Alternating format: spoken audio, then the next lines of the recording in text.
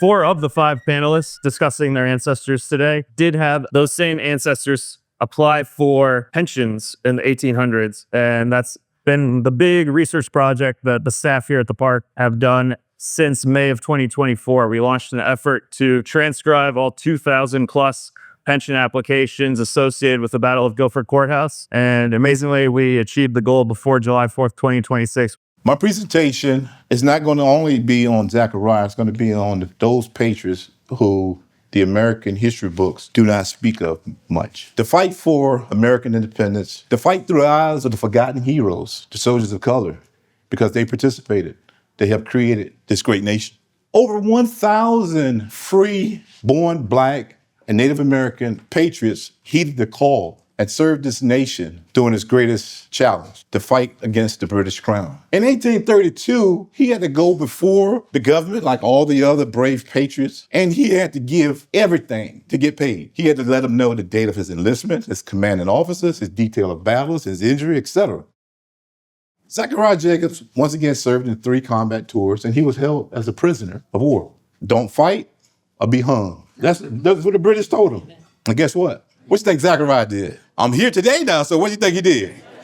Zachariah enlisted for a 3rd time, this time for the Continental Army. He served 12 months. He would later see battle in South Carolina in a covert clandestine military attack on the British Royal Galley. Boom. In 2017, myself, compatriot Kevin Graham, was the first Black member to be inducted into the Lower Cape Fear chapter of SCR in Wilmington, North Carolina. My maternal ancestor was Matthew Amix. Matthew was shot in the left arm between the shoulder and the elbow. His left arm and hand were useless, incapable of manual labor for the remainder of his life. Disabled veteran, unable to farm,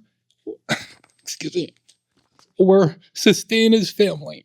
Our Ishmael Titus fought in the Revolutionary War here at Guilford Courthouse, the Battle of Kings Mountain, spent some time in the Cowpens area, being born into slavery in Amelia, Virginia, sent off to war in support before American Revolution. And as a young man, sold again to a family by the name of Lawrence Ross. When Lawrence Ross was owning Ishmael Titus, the Revolutionary War is breaking out. Lawrence Ross said, no, I'm not going to fight. He marched Ishmael Titus down to the courthouse and said, Ishmael will fight in my place. I think that history has really sort of been bypassed in the sense that it's not a major offering in the schools anymore. We don't honor the people who brought us to where we are, and we're not cognizant of all the trials and tribulations that normal people went through at that time. He could have easily went back home. He was free. And for him to sacrifice his all for this country, once again, it makes me feel proud. I think